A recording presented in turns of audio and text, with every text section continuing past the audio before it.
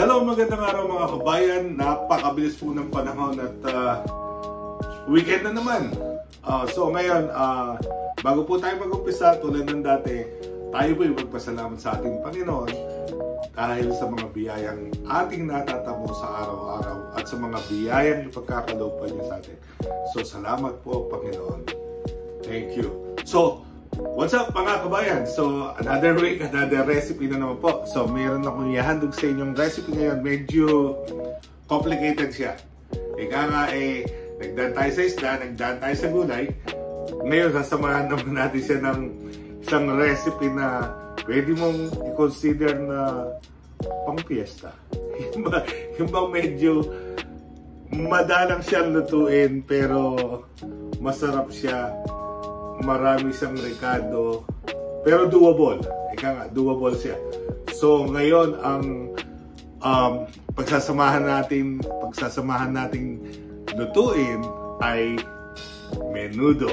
Okay? Saan ko natutunan to? Nung bata po kami, yung nanay ko, si inay, she cooks so well. Mas iba yung mga rekado basic lang. So wala na siyang binibiling kung ano-ano rekado. But when she cooks, it tastes so good. So, kudos, inay. So, siguro sa iyo ako nagmanang marunong magluto. Okay? Let's do it! So, mga kabayan, ano bang ating sahog? So, una, meron ako ditong hiniwang 3 pounds of pork butt, tsaka 1/4 pound of atay ng baboy. Okay? So, uunahin natin gawin yung mga sangkap muna ng panlaho at saka natin ilalagay ito, imamarinate natin. Okay? Okay.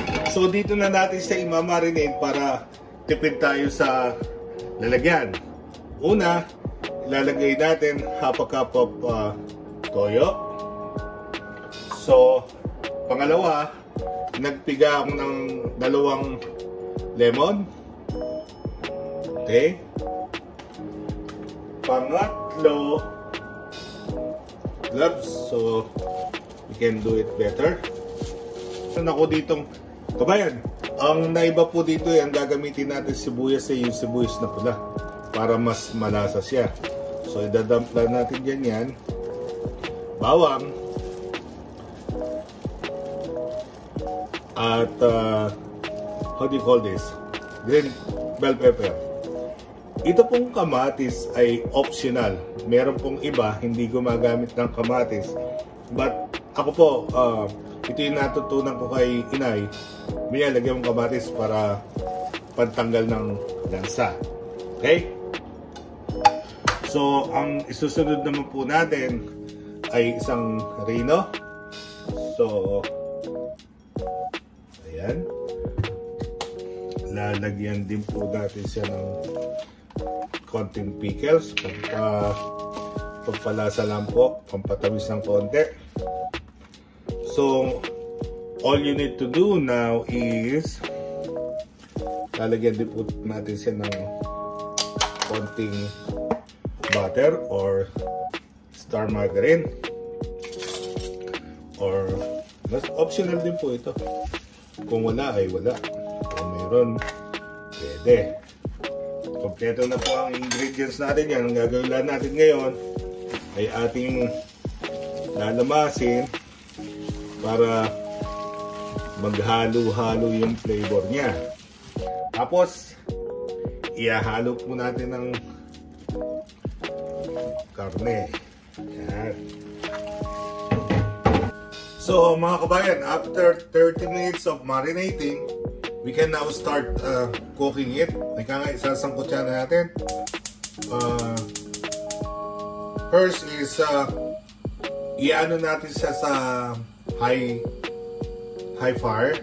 Then, pag kumulo na siya, tsaka natin siya palalambutin ng medium low. Ika nga, para hindi mabigla yung karne niya na lumambot. Dahan-dahan natin siyang palalambutin. Mga kabayan, yung iba ginagawang pan-topping yung potato. Pero ako, ibang klase. Kasi inilalahok ko na siya sa sinasangkot siya para yung lasa niya ay manos din sa patatas, carrots, yan, saka another kalahati ng bell pepper kanina. Ba't ayaw? Yan. Dito prito na po. Ayan mga kabayan, medyo naluluto na. Same thing with the potato. I'll just drop it down here. Okay? The last thing that I need to put in here, naghanda rin ako ng konting sausage. Pang-garnish na naman ito, pero makakatulong din sa lasa niya. Gigisahin na natin yung bawang at saka yung ating sibuyas. Sabay na natin. Okay. Sasangkot siya natin yung tomato sauce. Yun. I think this is the last ingredient. So, okay. Sasalin lang natin dito ang tomato sauce at ang iginisang bawang at sibuyas. Ayan, handito na po yung ating finished product. At tingnan nyo naman mga kaibigan, sino magsasabi na hindi ito professional na cook, right? So ito po yung lutong chamba. Yan, Commander, naka-chamba ka na naman. Napakasarap po niya mga kabayan. So I'm sure magugustuhan ito ng aking mga anak. At I'm sure pag ginawa niyo mga kabayan, magugustuhan din ito ng inyong mga kapamilya. So with that mga kabayan, look at this finished product. And ang pakiusap ko lang sa inyo, if you can like, share, and subscribe my YouTube channel para mas marami pa po tayong may feature na recipe. With that, God bless you all and thank you and see you next time.